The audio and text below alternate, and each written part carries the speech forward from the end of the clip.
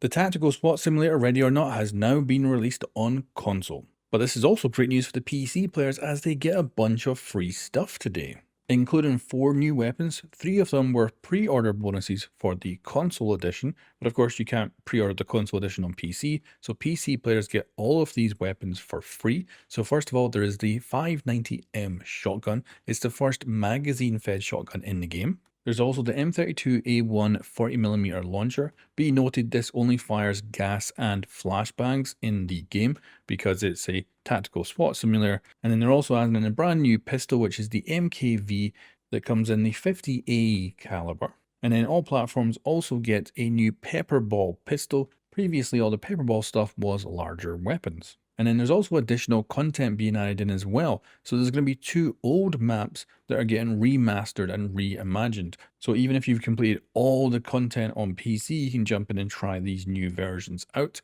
There's also going to be a brand new training mode, and they're adding in a difficulty selector, which I never thought they'd ever add to this game. So of course that means you can choose from easy all the way up to hard. And then of course the game will have full crossplay. Now when it comes to playing with other players, I recommend playing with friends because people can troll you in this game, and there will be plenty of people, especially on launch day, just trying to mess up people's times. So hopefully you have friends to jump in with, or you randomly find a nice crew to run with. You can also play solo with AI and command them, and then you can do an entire campaign with AI players being like eliminated and replaced, and they get stressed out and stuff. You have to manage them, and that's how you play through the campaign as well. Now, of course, I've also covered the controversy about this game being censored for the console version, and some of that censorship then being implemented on the PC version as well. And these censorship changes will all hit with today's update as well. Now, for the most part, gamers are not going to really notice that much.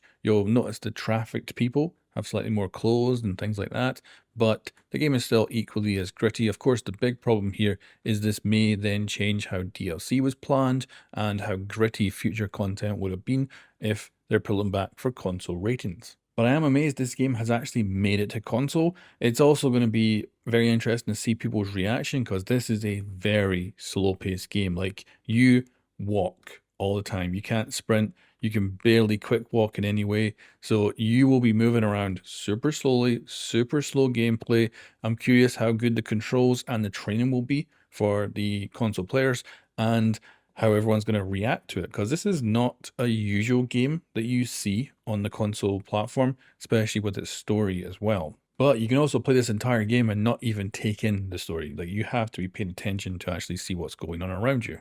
But I'm super happy to see console players getting access to this game. Leave a comment below if you started playing it and what you think. And then of course, the big thing here is if this sells well, it means more funding and as such, more DLC for this game into the future. And who knows, they might even have bigger plans to go off and make a whole new title. And seeing what they've been able to do with this game, I'm really excited to see what they do next. Anyway guys, thanks for watching and I'll catch you next time.